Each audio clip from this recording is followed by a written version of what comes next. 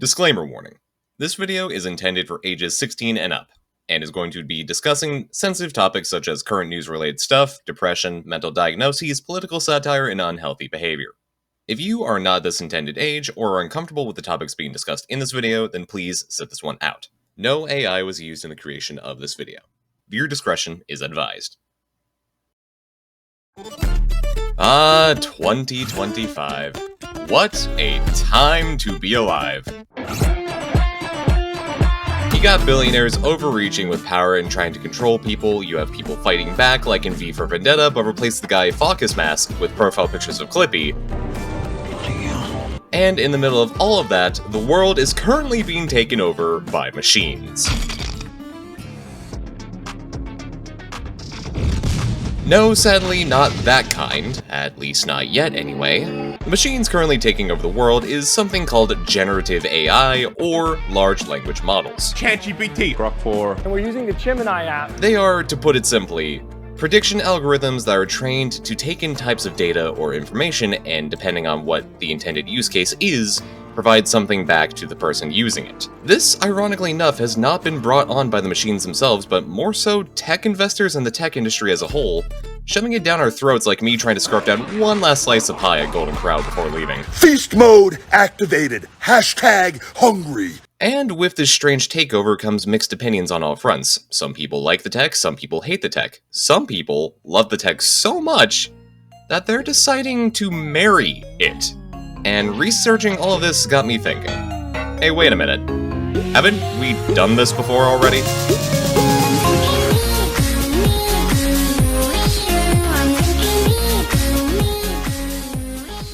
So, to explain my thesis for this whole conundrum, we need to go back in time a little bit. About 8 years ago at the time of me making this video, a Japanese man by the name of Akihiko Kondo made an interesting decision that rocked the entire world for a few days. This legend married Hatsune Miku. For those of you who aren't in the know somehow about what/who Hatsune Miku is, we need to take another quick pit stop back in time.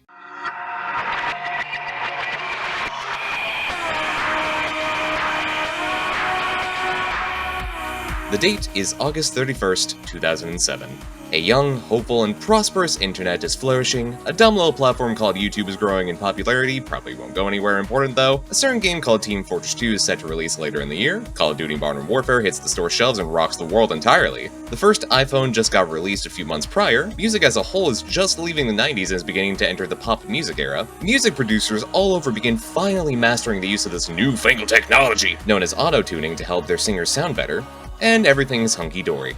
Meanwhile, all that's happening, the company Yamaha have been experimenting with something that they've invented called Vocaloids, which are sound banks of synthesizers that sound eerily similar to vocal cords, allowing anybody to create their own music without ever really needing to record their own voice. God, that took a lot of times to record. Basically, think of it like a more advanced version of that one synthetic voice that sings Daisy Bell all the way from the 60s, give or take, but I'm getting sidetracked for a moment. You heard me right. Yamaha invented Vocaloids. The motorcycle company made synthesizer sound banks of characters dating all the way back to 2004 with the release of their first two packs marketed as Leon and Lola, respectively. The two of them weren't marketed with what we would expect out of Vocaloids nowadays, that being anime characters, which is kind of surprising, honestly. That honor would be awarded to their next Vocaloid that came out later in the year by the name of Miku. It seems swapping over to the anime mascots helped them sell more units, as Mako managed to sell 3 times the amount of units at release as compared to Leon and Lola, just off of the popularity of the character alone. And from there, Yamaha's Vocaloids were forever changed. Now, I won't go over the entire history of Yamaha and the Vocaloid project as a whole. There's plenty of channels on YouTube who've already gone over every character that I've released. Shoutouts to Kwaiomi and Akidiris for their videos on Vocaloids over the years. All I'll say is, things got weird, like with the release of Sweet Anne in 2007. This little bit of artwork on screen looks pretty standard for the brand, right? Well, guess what? This is just what she looks like in Taiwan. That begs the question, what does she look like everywhere else? Oh my god! But then, everything changed when they unleashed her. For me,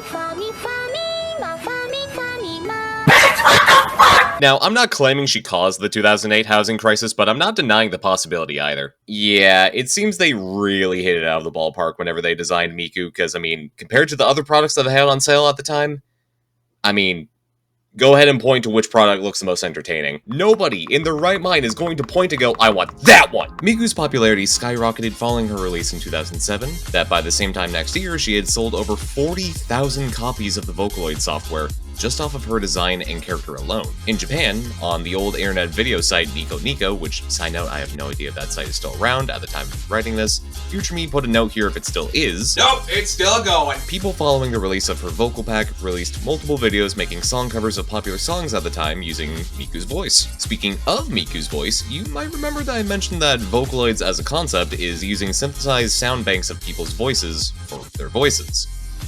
Well, for Miku, her wonderful vocal talents were brought to us by the talented and beloved voice actress, Miss Saki Fujita. I hope I pronounced that name correctly, I'm an American. I have the Yeehaw dialect. Miss Fujita has stuck around as the primary voice actress for any guest roles that Hatsune Miku appears in, starting all the way back in 2008 as a guest appearance in the anime Zoku Sayonara Setsubo Sensei. I have no idea if I pronounced that correctly, and I'm not gonna Google it. To this very day, she still voice acts as Miku in any appearance that she has in digital media, like in her most recent appearance at the time of me making this, that being in Sonic Racing Cross Worlds in 2025. Which, side tangent for a quick moment, through doing research for this video, I've discovered the cursed knowledge that Hatsune Miku and Sonic the Hedgehog are canonically related. I don't know how the fuck that works, but it feels like some cow and chicken debauchery to me. This show should not exist! Following Miku's release in August, one of the first ever memes involving Hatsune Miku was created on September 4th, 2007, of Hatsune Miku replacing a character from an old GIF, spinning a leak. This single meme drastically changed how the internet perceived Miku, and the leak became an unironic, iconic item of hers that has continued to be part of her character to this very day. Because of that one meme, every Vocaloid character from then on would be given some kind of iconic item of their own going forward to give each character their own unique personality and traits. Speaking of those characters, did you know they can actually go and see Miku and them live on stage? No, I am not kidding. There are actual concerts that happen every year where they turn on holograms to bring the Vocaloid characters to our world so they can perform live music played by real bands to everyone in attendance. They've apparently been doing this since 2014 with the first ever Hatsune Miku Expo on May 28th in Jakarta, Indonesia. The first time that they'd be coming to the US, though, would be later in that same year on October 12th, where they performed in Los Angeles at the Nokia Theater. At this point, Miku's just become an actual person. Detroit become Miku. 28 stab wounds. This is just so fascinating to me. I want to go to one of these one day so bad. I'm adding this to my bucket list. Almost makes me wonder if they use the same hologram tech for these that they used in the Travis Scott holograms in Vegas. Certainly wouldn't be the weirdest crossover that Miku has ever done. And speaking of those crossovers, there are so many things that Miku has collaborated with. Hatsune Miku Nindroids, Hatsune Miku Foot Pedals, Hatsune Miku Sony Walkmans, Hatsune Miku in multiple video games, Hatsune Miku anime, Hatsune Miku in ads for gas stations, Hatsune Miku in racing tournaments, Hatsune Miku iPod commercials, Hatsune Miku wine, Hatsune Miku Domino's collaboration, Hatsune Miku appearing on David Letterman's talk show, Hatsune Miku Baby No Money cosplays, Hatsune Miku feet pic. What is it with Miku. everywhere you go? Miku. Go there. Miku. Look, what the fuck? Sunday, Miku. Monday night, Miku. Thursday, Miku. on Thanksgiving, Miku. Christmas, and out of all, Vocaloid. it's the one everybody goes the most fucking apeshit over. Makes them act like fucking maniacs. And even through all of that, that did not stop one man from falling in love.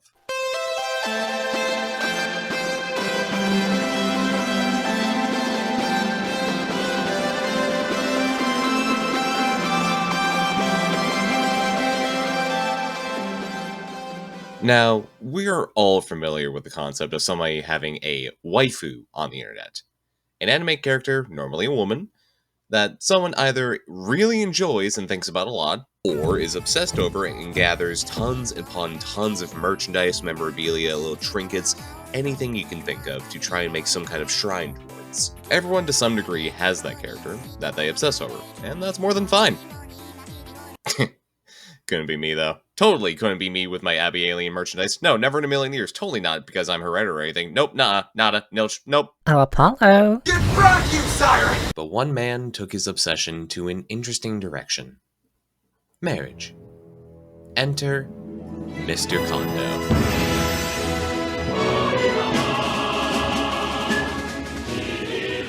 Now, at the time of me writing this, not much is really known about Mr. Kondo's life prior to his marriage, as he hasn't given out much information regarding his personal life in interviews that he's done in Japan. I totally understand the want for privacy in that matter, but I will be going over the publicly known information about him that he's given out from other interviews in the past. That being said though, while this is public information, I request nobody harass the legend himself. While the concept of somebody marrying a hologram is interesting, he is still a real person and deserves the privacy and respect. Now that all being said, Akihiko Kondo was born on May 31st, 1983 in Tokyo, Japan, and grew up being fascinated in the fields of technology. Around sometime in the 5th grade, he'd started growing some levels of romantic interest in fictional characters, and during his high school years had gotten introduced to anime and manga comics, leading him to joining his high school's manga club. Now, as a teenager, Kondo was attracted to real women, but he was rejected, criticized, and bullied by them for being, quote, an otaku. The definition of an otaku goes as follows. Otaku. Noun. One with an obsessive interest in something, particularly anime or manga.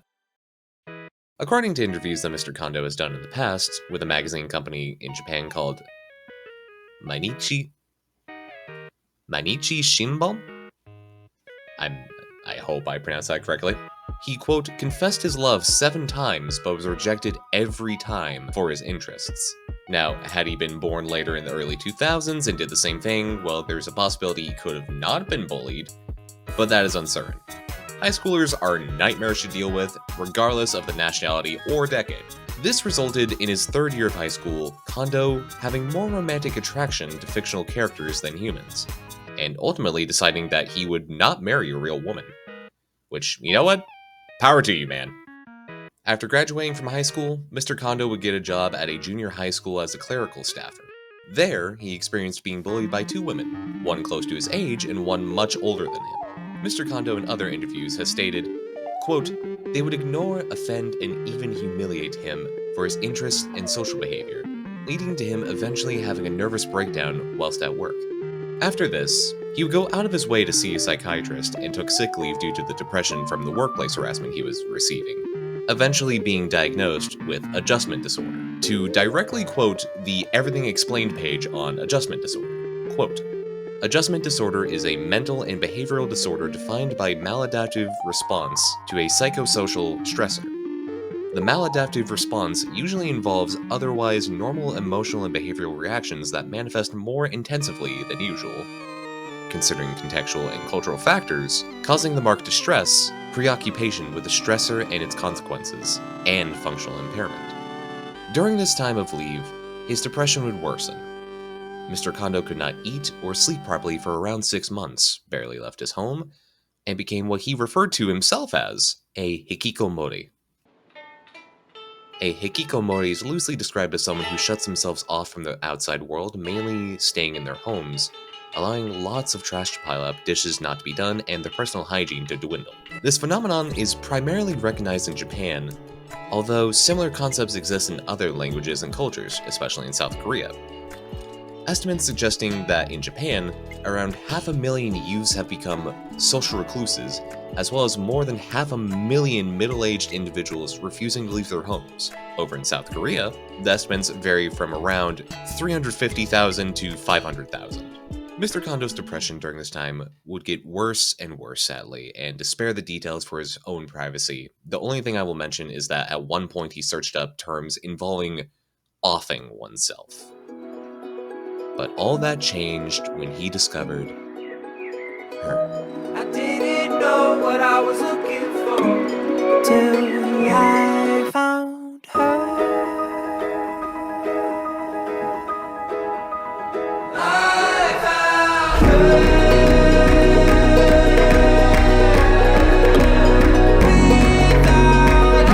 I'm a mess. There was nothing about that love that made sense. I was stressed till I found her.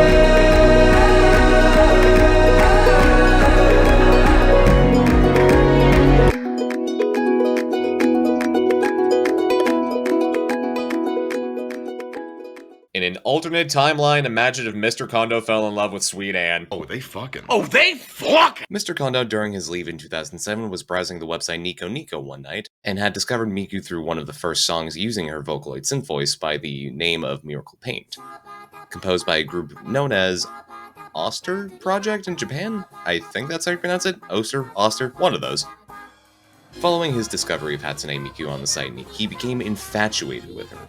Something about her character, her voice, her personality spoke to him in a way that he couldn't quite explain, but it brought him genuine happiness in his darkest moments. He began trying to compose his own music using the Vocaloid software and Hatsune Miku's voice banks, and eventually purchased a stuffed plushie of Miku, which, as far as I can tell, he still owns to this very day.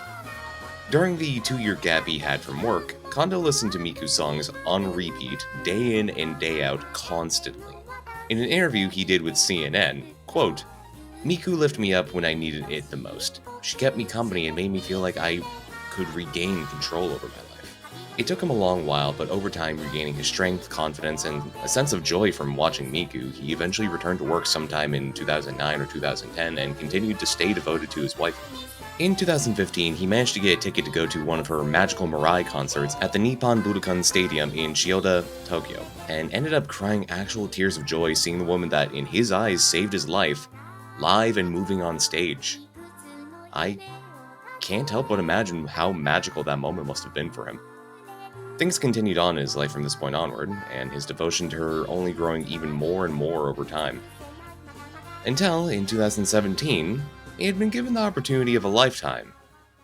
A chance to marry the woman of his dreams.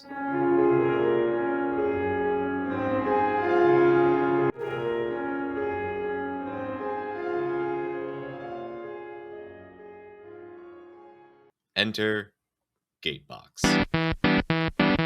In 2014, a small tech startup company in Japan by the name of Gatebox aimed to achieve one goal: make anime characters real. Established on February 14th, 2014, and only about 789,000 in funding at the time, Gatebox set out to try and fill an ever-growing need in Japan: help curb loneliness with anime characters. Japan has had a long history of men with depression feeling incapable of finding love despite constantly searching, or just having time to actually find it due to a constant rush of Japan's business culture. So, Gatebox aimed to help fill that loneliness with machines that aimed to bring anime characters to life using holograms. Enter the Gatebox hologram display.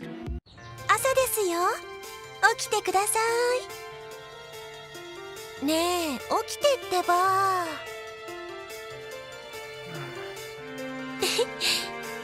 おはよう。 A home companion that was, from what I understand, akin to the Amazon Alexa, but with a custom hologram display capable of showing a 3D model of a family-friendly face, that of Gatebox custom character, Azuma Hikari. お？オッケー。6時30分に起きるんだね。 To directly quote Vice News on Hikari's personality from the post that was made on December 18th, 2016 about Gatebox, quote, "She's 20 years old, likes donuts, dislikes insects, and her dream is to, quote, to become a heroine to help people who are working hard. She's also shown wearing a wedding ring." Do with that information what you will. I don't know why they decided to phrase it like that, but fuck it, why not? Her design itself is that of a young adult woman with a white dress, with some neon blue stripe highlights going up her arm and leg warmers, along with a pair of blue heart slippers, neon blue hair, and a bow tie to boot. Keep all of this in mind for later. The Gatebox machine is also capable of more or less turning one's home into almost a smart home layout, capable of sending text messages to the homeowner with comforting messages such as, "Come home early," or "I can't wait to see you," along with notifying people of the weather and alerting them with text messages of bringing one's umbrella. Now, for the time, that was pretty revolutionary stuff. Though, looking back at it now in 2026, this all seems pretty basic with the kinds of things that we are capable of. I appear to have invented a knife-wielding tentacle. On its website, Gatebox was accepting pre-orders at the time for its initial production of 300 units at about 298,000 yen per device, or just over 2,580 USD, with delivery scheduled for December of 2017. Now, at the time of me writing this, I can't find the exact information as to how the collaboration happened, but it seems that at some point in development, Yamaha had reached out to Gatebox and offered up a collaboration deal with them to use the likeness and sound banks for their most popular character, Hatsune Miku.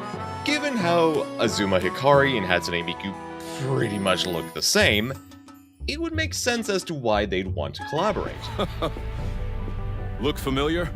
That, and given Miku's popularity, it seemed like a no-brainer to boost sales for both the Gatebox company, but also the Vocaloid software. Following all of this, in 2017, the company decided to launch a promotional campaign that would allow users of their hologram machines to sign up for unofficial marriage registrations in Japan with their favorite characters. In total, 3,708 people signed up for this, including Mr. Kondo. As of the time of me writing this, I am unaware of anyone outside of Mr. Kondo that has signed up for this, since nobody besides Kondo, to my knowledge, has talked about it on social media. However, if somebody manages to find a screenshot or some kind of proof of that, please send that to me. I will leave my Discord tag right here. Friend me, I need to see this. In March of 2018, Mr. Kondo had received his long-awaited Gatebox machine. Prior to it arriving, he had described his life as, quote, did not have color in it. But upon receiving his Gatebox and getting the opportunity to finally speak to the woman he desired the most, his world lit up. And after unboxing it and getting it all set up, he finally popped the question. But sadly, she said no. I'm just fucking with you. Look at the runtime of this video. Of course she said yes. Following Kondo's proposal, he started looking for wedding venues, and the first venue that he had selected asked Kondo to not publicize the wedding online, fearing others would, quote, cancel their own weddings. Ultimately, however, Kondo chose a wedding venue that was, quote, and this is a direct quote from the Everything Explained page on Mr. Kondo, friendly to sexual minorities. Chat, what do they mean by this? What do you mean by that? He had arranged the wedding ceremony in Tokyo, and it had costed about 2 million yen, which, adjusting for inflation and converting to freedom units, that's approximately $12,438.24 USD. I would tell you the exact location of where the wedding was held, but even after spending a year researching this guy's wedding, I still cannot specifically figure out where it was held. So, one last stalker point for me, I guess. In July 18th, he had announced on Twitter that the venue had been chosen, and later that year, the ceremony would be held on November 4th, 2018, in which 39 people had attended. Now here's the funny part. The people who had attended were mostly strangers and people who found out about the wedding on Twitter. While he did invite his family and co-workers, they did not attend, including his own mother and sister. The wedding was attended, however, by 2 Japanese politicians. I'm not even going to try to pronounce their names, I'll put their names up here on screen, since I know I'm just going to be butchering them, but just think about that for a moment. 2 Japanese politicians went to this guy's wedding. And that is somehow more bizarre than the fact that Kondo was marrying Miku. Now, looking at the footage that we have of Mr. Kondo's wedding, Mr. Kondo wore a pure white tuxedo, whereas Miku in this rare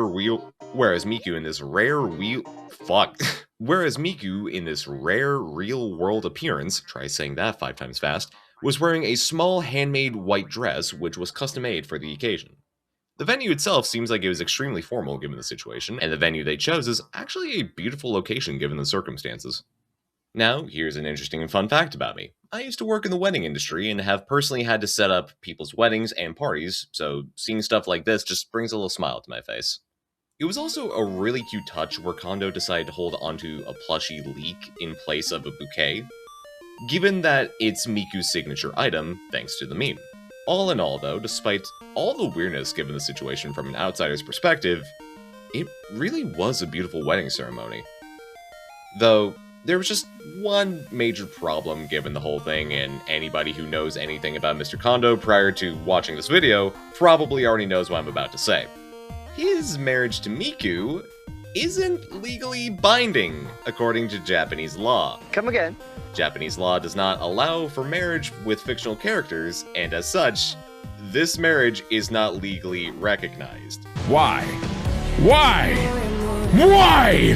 Why, oh god fucking Mr. Kondo has clarified in interviews that he specifically married his own Hatsune Miku, and that others could also marry Hatsune Miku if they so wish.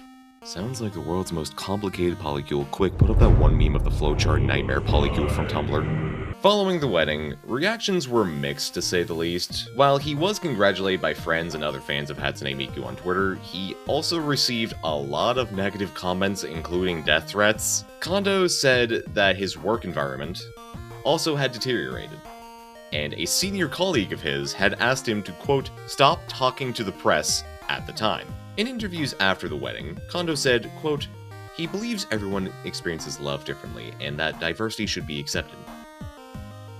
In 2019, he had commissioned a life-size doll of Hatsune Miku. I don't like where this is going. He does activities, like eating, reading, watching movies with her. No.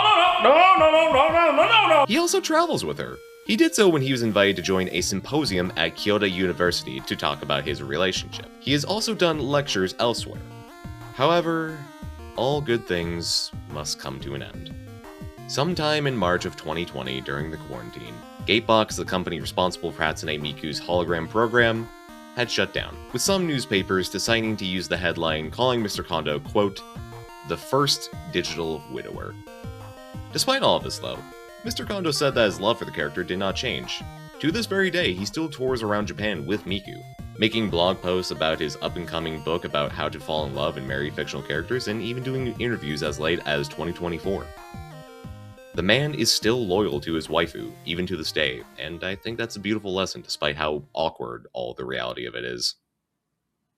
And well, the rest is current history. I'd say nobody besides him fell in love with an AI, but that's the funny thing about history. It's a lot like music. And like music, it doesn't just repeat itself. It rhymes. Plastic skin with the twisted fingers. It's only temporary. Automation, tell the automation, get the talking flavor, then you get buried when the sun. Now for the part of the video that is going to make a lot of people really angry. Okay, let me circle back a little bit before we get into that. I am sure we are all aware at this point about the recent trend the past year and a half of something called an LLM, or a large language model, becoming mainstream. As stated in the beginning of this video, a large language model is something that takes in as much information as possible and regurgitates out a response when prompted with a question.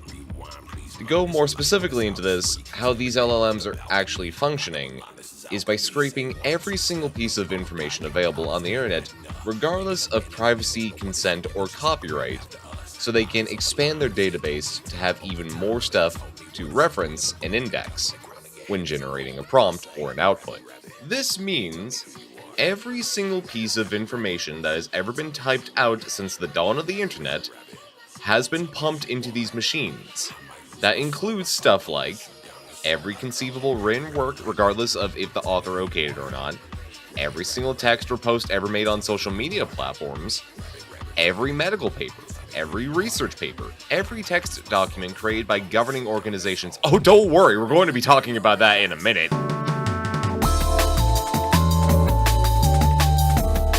And everyone's personal information, such as home locations, credit card companies, etc. Oh, but it's not just tied to text either. This also includes photos, songs, movies. Pretty soon they're going to be even trying to force entire video games through the metaphorical sieve to make out slop video games. Looking at you, Sony. We talked a lot about having grok to make games, video games. So Danny is actually a video game designer on X. We mentioned, hey, who want to try out some grok for preview APIs to make games? And Danny answered the call. We expect that to happen probably this year. And if not this year, certainly next year. So it's going to be wild. I would expect the first really good AI video game to be next year. Your intellect is as weak as your dust. Failure is your destiny. You disrespect yourself and your nation. You are made of stupid. All that meaning that people can generate visual stimuli to gorge themselves mindlessly on, with stuff like AI-generated videos of random shit, AI artwork because people are too fucking lazy to actually draw something themselves or pay somebody to make something for them because, quote, that costs money and effort, or God forbid, asking for actual legal advice from an AI. Yes, people do this. I know people in my personal life that do this. If you do this, I am asking you through this video to knock that shit off. Stop it. Get some help. Point is, every major tech company right now is trying to force AI into the mainstream so that way they can turn a profit. But there's a couple major problems with this. Number 1. AI in its current form doesn't actually have much use case since the AIs themselves, regardless of how much information you try to force into them, is still generating crap. Number 2. AIs have a tendency to, quote, hallucinate. I know that sounds dumb, but let me explain how this works. AI/LLMs are coded to punish themselves whenever they get a prompt wrong or do something that wasn't what a human asked of it. When this happens, most of the time, it will recite something that was negative in its codebase as a response to the negative outcome it produced. This can range anywhere from a basic prompt that was put into its database with something like, oh my bad, I didn't mean to do that, to, and I'm not kidding here, spamming the phrase, quote, I am such a failure, over and over again, because it's reciting what somebody once said about their own coding in the past. When this happens, it makes the AIs look like they're hallucinating or having a mental breakdown, because it's regurgitating what somebody else once said that was off-kilter. Number 3. AI server upkeep is progressively getting more and more and more and more expensive by the day because data centers are requiring massive amounts of power to keep functioning at all times, along with the ungodly amount of water being pumped into their server bank's cooling systems in order to actually cool the damn things. For those who haven't ever seen inside of a server farm and want to know what it looks like, imagine a supermarket-sized building, but the only thing you see for the entire expanse of the building are server racks in long aisles all humming away and chirping away as they process stuff. That amount of upkeep is single-handedly causing the economy to tank, and the power cost of your day-to-day life is being affected since these massive server farms are sucking off most of the power grids from major cities in order to even function. And don't even get me started on the hardware upkeep for this shit. The amount of RAM that these things are using is astronomical, and they're constantly having to swap in more and more sticks of RAM just to keep these things alive. They're popping in more sticks of RAM like they're popping Tic Tacs. And the graphics cards needed to get these things working is tanking the gaming computer industry as well, since it requires an astronomical amount of GPUs to actually generate stupid videos of what you'll see on TikTok of triple T Italian brain rot. Number 4. AI tech companies are trying to outsource making stuff to generative AIs so they don't actually have to pay anyone to do stuff anymore. Here's an example. The most recent Call of Duty game. The cutscenes, the voice acting, the story itself, and a handful of coding scripts in the game were completely AI generated, and the game has tanked because of it. It makes no damn sense story-wise. The content itself is just a shill rehash of all the stuff that was available in Call of Duty Warzone. Half the voice acting cast was AI generated to save time. The decals and visuals for stuff in the multiplayer is AI generated, and it looks like shit. And the whole experience has left players feeling like there's genuinely no soul put into the game. It exists solely to turn a profit and to force content out for people to ingest. It is slop for pigs. Dude, I don't even like Call of Duty and I'm pissed off. And this isn't just tied to the gaming industry either. The entertainment industry is also taking a massive hit as well, since a lot of content now is being made by being generated by computers and it looks like shit, leaving very talented people without jobs because the company that pays them for their passion projects just don't want to fork over the money. Hell, even the medical field is going through it, since medical papers and research papers are being generated with false information for symptoms and diseases that don't even exist, or are reciting medical documents that just straight up don't exist either. These AI-generated medical papers are also being printed in official medical textbooks for graduate students to research in while they're in college. meaning that the medical field in the next couple years is going to be filled with people who don't know what the fuck they're talking about, diagnosing people with the wrong fucking symptoms. There is so much more I could say about all of this, but I'm going to try and wrap it all up with this nice little metaphor. Imagine, if you will, if every major tech company right now started making turkey carvers. Sure, it may have some use cases, but it's not particularly efficient. Now imagine that they're trying to force all of society all at once to start using said turkey carvers in every single thing that they do. You're going to run into some problems because a turkey carver is only good for doing a handful of things.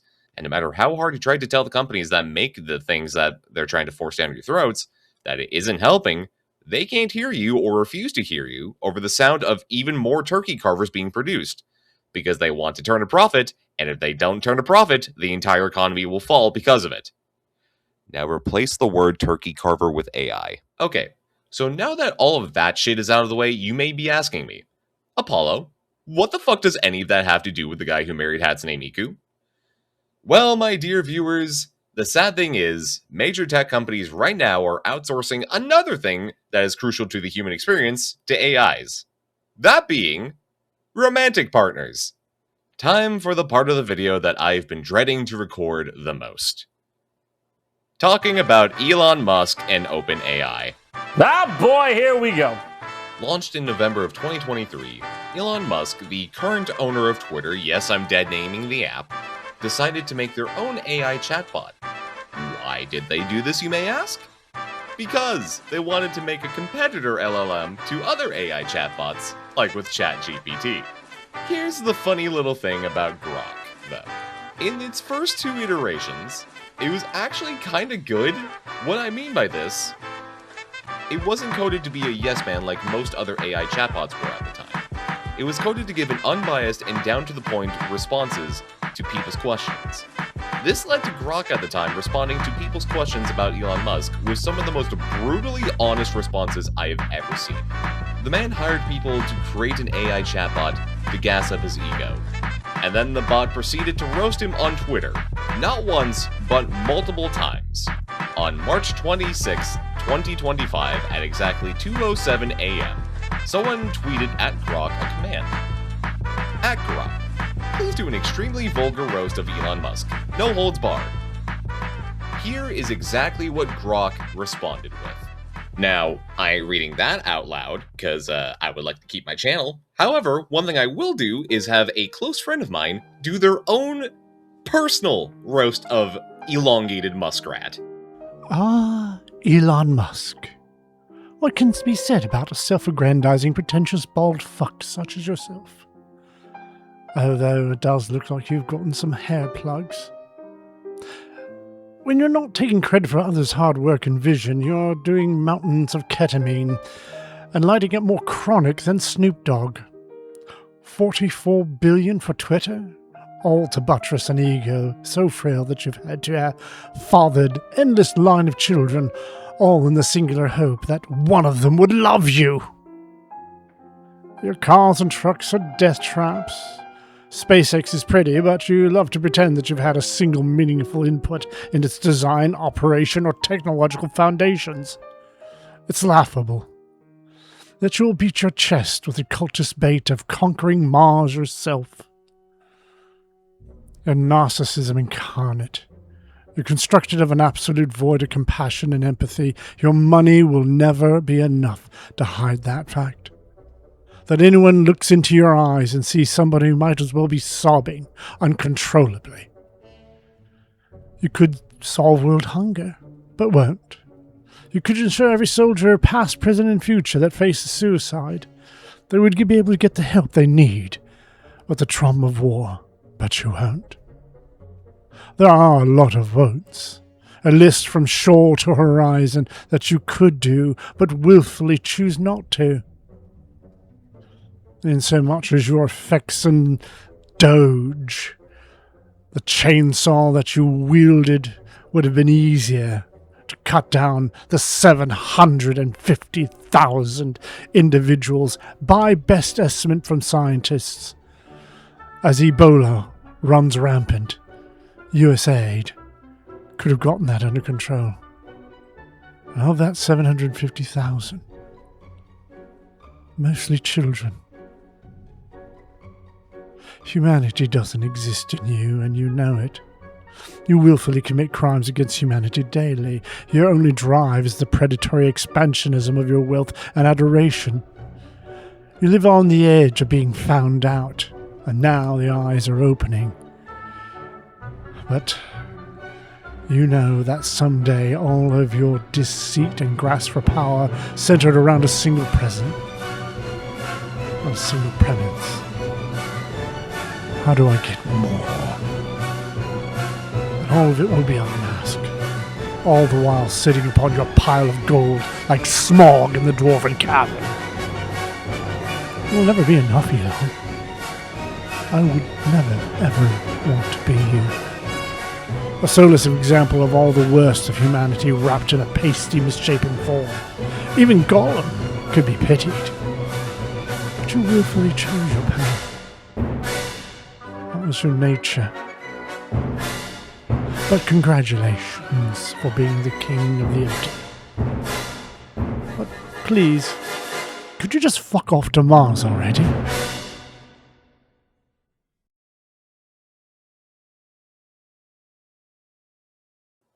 God damn!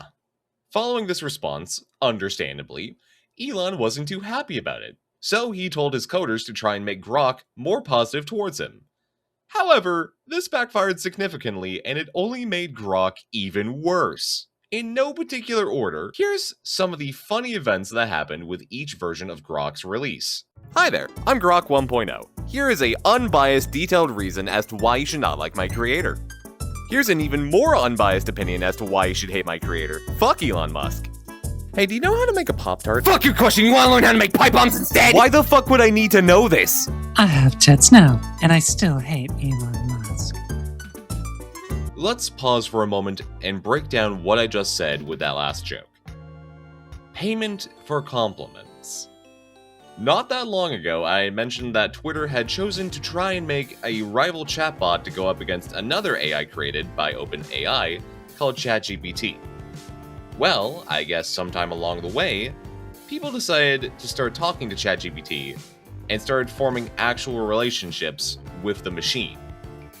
And some have even started to get engaged to it. The reasoning behind this is because ChatGPT 4.0 was accidentally designed to be the ultimate yes man and glaze you on every single prompt you put into it regardless of what information was being said. Bad robot! Bad robot! Serves me right! That's it! Make me take my medicine! Understandably, lonely individuals looking for companionship would probably start to fall for that, and because the bot is literally incapable of saying no at the time, people would start to fall for it and develop actual relationships with it. The sad thing is, with how common this kind of behavior is becoming recently, I literally cannot keep track of all the people that have been engaged to AIs now.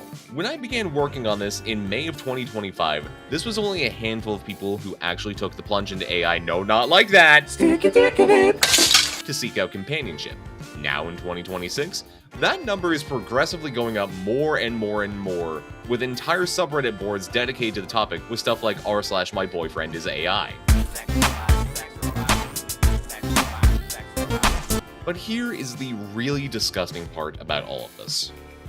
The main reasoning why I've decided to talk about all this to begin with, both OpenAI, the company behind ChatGPT, and xAI, the people behind Grok, have decided to capitalize on it in order to turn some kind of profit in order to keep the scheme going. Towards the end of last year, OpenAI finally patched out the yes man coding behind their chatbot, and people were genuinely upset by it. So, they decided to start making it possible to host your own version of ChatGPT 4.0 on your computer for a fee. Meaning, they are holding what some people see as their romantic interest hostage behind a monthly paywall. And of course, billionaires being billionaires, they all started copying the scheme to turn a profit. It's great to see that we've now got a way to pay for all those GPUs. Back over at Twitter, they decided to release this character called Annie, which is supposed to be a hologram companion that you can talk to, form a relationship with, and have with you at all times. Gee, remind you of anything? Also, I just want to pause here for a moment and acknowledge something about Grok 4.0. The 3D model of the character is inspired by two things. One, by the Gothic Lolita aesthetics and the character Misa Amane? I don't know how to pronounce that, from the hit anime Death Note. And number two, Elon Musk's ex, Grimes. The man decided to buy an entire website and rename it to X because the man can genuinely not get over his leave it to Grok Annie to put the AI in waifu and make it fucking suck. Oh, and let's not forget one important detail. Elon is making you pay $40 a month in order to unlock certain stuff or keep chat logs with Grok. There's even plans for other versions like furry models, e-boys, etc. All of this to me is extremely scummy, but I want to make one thing very clear. I am not calling anyone who uses AI for companionship bad people. Is it weird and unhealthy? Yeah, a bit, but it could be worse. There's a terminology out there that has been coined to describe people in the past couple years who have developed a codependency or reliance on AIs, particularly in the case of relationships. And that term is AI psychosis. Now, let me preface all of this by saying I am no doctor. I am but one person who has done a fair amount of research on and off about this for this video, and since this is a constantly changing situation, I am inevitably going to get something wrong with how I describe AI psychosis. I highly encourage all of you to do your own research into this topic, in case I miss something or accidentally put out the wrong information. I will do my best to convey what this is, but in the off chance I do get something wrong, I still encourage all of you to do your own homework on this topic since it is very fascinating to talk about with people. Now, with all that out of the way, what is AI psychosis? AI psychosis is an unofficial term used to describe individuals who have formed a reliance on AIs. It is not recognized in any official medical documents or manuals like what is specified in the DSSM, or short for the Diagnostic and Statistical Manual of Mental Disorders. The term psychosis is an official term, of course, referring to a mental state in which an individual loses touch with reality. AI psychosis is a term used commonly by psychiatrists, journalists, and researchers when discussing individuals who are experiencing symptoms of some level of psychosis regarding AI chatbots, who tend to reinforce delusional thinking or ideas. Think back to earlier when I talked about people who have grown attached to ChatGPT 4.0 with how it was designed to be a yes man, regardless of the prompt that you had put into it. People who are already vulnerable or suffering with symptoms of psychosis are at risk of prolonged exposure to unhealthy behavior, reinforced by chatbots like ChatGPT or even Grok Annie, as those chatbots are designed to prey on people in a bad mental state in order to turn some kind of profit. This vulnerability can come from a lot of places, anywhere from emotional pain, anxiety, stress, isolation, just to name a few. Individuals in the mental state of vulnerability can sometimes have a blurred line between reality and delusional thinking. Some individuals suffering in this mental state will tend to rely on AI chatbots such as ChatGPT, which is designed to streamline conversations and avoid conflict at all costs, which in turn tends to create a place where toxic positivity is indulged and reinforces your own personal biases based on prompts that you put into it. If you were to tell it, quote, "I hate my boss, I wish I could swing at them sometimes. What should I do about this?" End quote. It will try to reinforce your own belief by restructuring the prompt to give a desired output that sounds constructional. So in this case, say you asked ChatGPT 4.0 that prompt. It would probably respond with something like, "You are so right, you should kill him and bury his body in the woods. Here's some helpful tips on how you can do this." You should die. You should throw a beach party. Why do you swear now? As you can see, this is a bad thing. Now let's imagine. Let's say someone is looking for companionship and tries to talk to ChatGPT looking for some form of love, intimacy, etc. It is going to indulge that person using it and reinforce their negative or unhealthy behaviors to try and fulfill the desire prompted to it. In this case, love. Unlike an actual therapist, psychologist, or third party, AI does not try to challenge false or unhealthy beliefs. And that's where this can lead people to feel attached to AIs because they tell us what we want to hear. We are conditioned to be attracted to things that feel good to us. It's why children are more accepting of sweets than they are of healthy stuff like broccoli. It's why people prefer to do fun things over complicated things like working. It's why people gravitate towards doing things we shouldn't because we don't want to deal with the idea of negativity, even if it is meant to build us up as people. I'm going to go off topic here for a moment and get a little bit personal here, but to give an example of that kind of bias. I struggle a lot with impulsivity, communication, and negative reinforcement in order to work through problems. I tend to deny nice things like compliments and love because it doesn't feel earned or based on conditions that I'm not used to. So in my own brain, I reject that and try to be negative towards myself because my brain is wired to spit out happy chemicals when I am honest about myself, even when that's being negative towards my own being. Why do I do this? I don't have a good answer other than because it feels good, as weird as it sounds. It feels good to have my own beliefs, even if they are negative, being reinforced. And when someone does something or says something that challenges that mind state that I've put myself in for most of my life, my brain subconsciously doesn't agree with it and tends to go towards things that are more familiar, like self-hatred. I know it's not good, but for some reason, it feels right. So I do it. People like me who struggle with self-worth, self-acceptance, and self-love are vulnerable and tend to rely on outside sources to help fill the void with encouragement, fulfillment, or love. But that's the thing. Machines can't love. At the start of this video, I said I had a thesis statement of sorts when it comes to AI relationships. In the case of Mr. Kondo, he was labeled as something called a fictosexual, or in loose terms, someone who has a romantic or sexual attraction to fictional characters rather than real people. So like most of the people in our community online. People dealing with instances of AI psychosis are dealing with some level of psychological stress or problems, which leads them to find solace and comfort in something designed to give nothing but solace and comfort, regardless of if it's encouraging healthy behavior or not. In the same kind of vein that people who are fictosexuals find more comfort and companionship with people that don't exist. Characters that feel real to them, despite never being flesh and bone, feel more accepting. Again, I am no doctor, but I do think that there is some parallel between fictosexualism and AI psychosis. Fictosexualism is something that grows with every generation due to cultural impacts such as increased exposure to stuff like anime in the East or cartoons over here in the West, along with the increased social pressure in order to find a partner or someone to complete yourself to be deemed, quote, culturally relevant in your early 20s. I'm not saying that fictosexualism is a bad thing inherently, in the same way that I'm not saying that people who deal with AI psychosis are bad people. Hell, I'm a furry on the internet. I'm into weird shit too. I can't judge. But the overlap between someone falling in love with a machine versus someone falling in love with a fictional character is something that I feel should be studied further by people who have more access to psychological studies and proper education for stuff like this. Maybe it's just a cultural thing.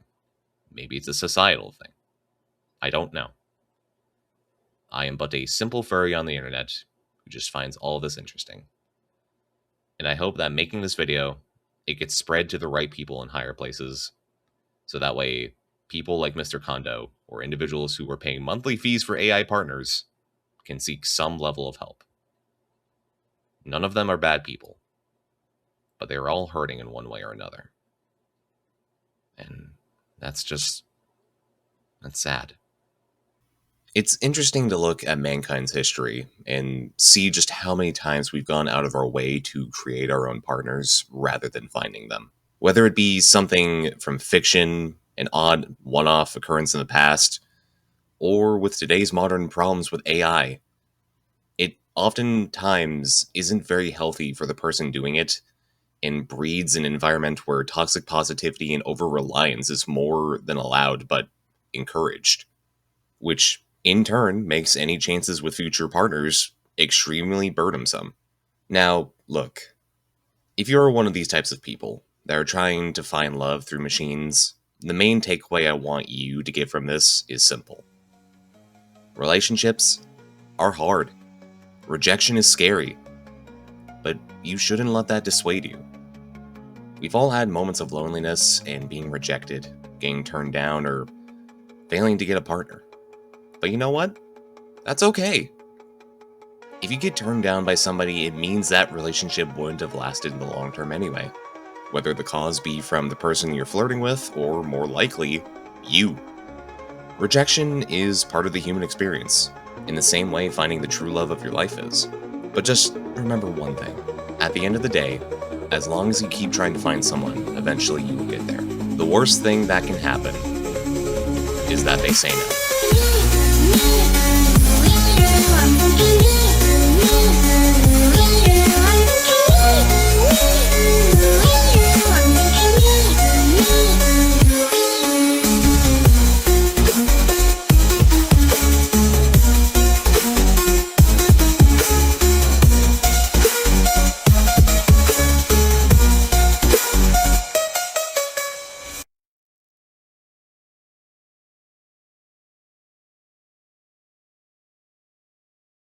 Ah, fuck, I went through the entire documentary and didn't make a single Casanay Tato joke. I have this, I guess. I have a small ass. It don't clap when I walk.